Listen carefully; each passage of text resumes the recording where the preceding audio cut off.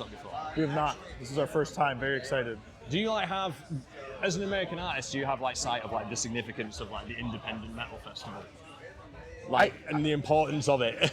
I think the more we play and we kind of get like a feel for all the different styles of fests out here, yeah, we definitely see the importance. I think it's awesome. Yeah. And I hope that we can start doing more stuff like this in the U.S. Oh man, yeah, you'll see it because when you start your set, it's gonna fucking kick off. Hell yeah. Yeah. I'll be there. I'll film your face. I can't wait. I can't wait. Yeah.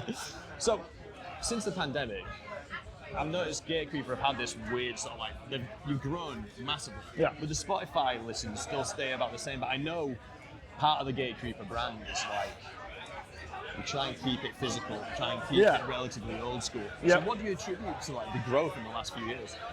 I don't know. I think we have been just hitting it hard.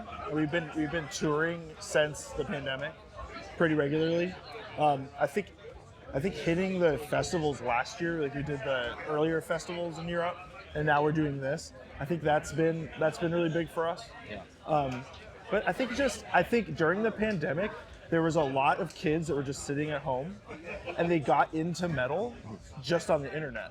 And there's a lot of new death metal acts out there. Yeah. And so I think that after the pandemic, when shows happened, the bands that had something to give the kids over the pandemic kind of had they blew up a little bit because they were like, there was like this tension. They were waiting for it, and then it finally happened. And then it's like, I think everyone kind of like, all the bands like did a little bit better because of that. I think the thing that really helps Gatecreeper as well is because it's packaged as an old school death metal, you know, with the art, with the sound. There's a lot of John Tardy in there. And all. Yeah. It's because there's something to refer back to.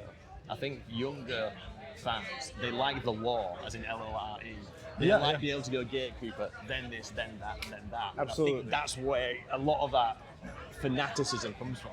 But speaking of which, do we think we're in a new school death metal period? Do you think? I don't think you're old school death metal. I think you're something different. Sure. And we were just talking about that, Chase and I, our singer.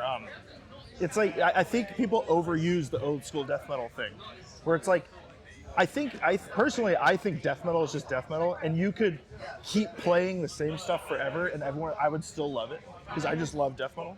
Like, it doesn't need to be new necessarily, but if it is new, that's cool. But I do think we're at the beginning of a new stage of death metal. Yeah. And it has its roots in like the other eras, but that's how it is. It's a lifestyle. We love metal. You know what I mean? And it's like, we're gonna pull from the things we like. It'll be 5 or 10 years, then we'll call it something, and then in 10 years again, we'll call it something different. Exactly. That's just how it works. I hear you're into country. Yeah. Can you list me a few country bands you're into at the minute? I love Chris Ledoux, who is a rodeo country artist. He's no longer with us, but he started out selling tapes he's actually a world champion bareback bronc rider, and he would sell his tapes at the rodeos, and he would tour in the States. We have rodeo tour. They do like horse riding and stuff, and bull riding. And so listening to his music, he's talking about touring, but I really relate to it because it's the same stuff. He's talking about all the same stuff. It said they're riding bulls or broncs, and we're playing metal, and it's so similar, and I love it. So Chris Ledoux is one that I love, but I love all the greats.